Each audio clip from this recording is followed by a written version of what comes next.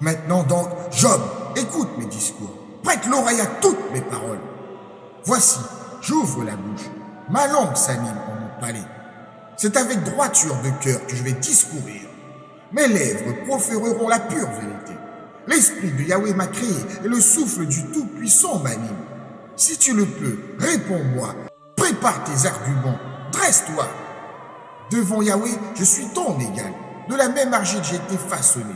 Ainsi ma présence ne saurait t'épouvanter et mon autorité ne peut t'accabler.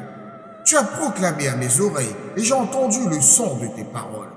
Je suis immaculé, exempt de transgression. Je suis pur. Nulle iniquité ne réside en moi. Mais Yahweh trouve contre moi des griefs. Il me considère comme son adversaire. Il entrave mes pieds de chaîne. Il scrute chacun de mes mouvements. En cela, je te réponds, tu t'égares, car Yahweh transcende infiniment l'homme mortel.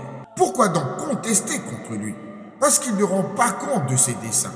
Car Yahweh parle de maintes façons, mais l'homme ne discerne point ses voies. Par des songes, dans les visions nocturnes, quand une torpeur profonde envahit les mortels, quand ils sommeillent sur leur couche. Alors il dévoile leurs secrets et scelle ses avertissements pour détourner l'homme de ses œuvres impies et extirper l'orgueil de son cœur, pour préserver son âme de la fosse et sa vie des traits du trépas.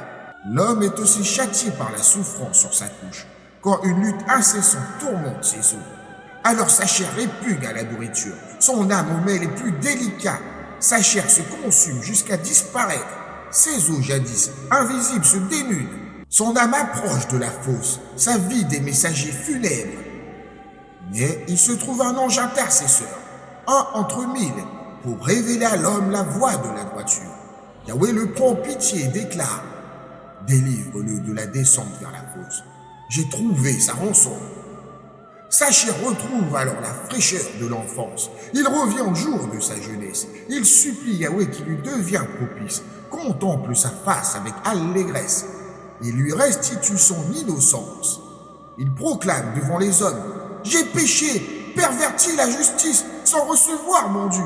Yahweh a délivré mon âme de la fosse et ma vie s'épanouit dans la lumière. » Voilà tout ce qu'accomplit Yahweh. 2 fois, 3 fois pour l'homme.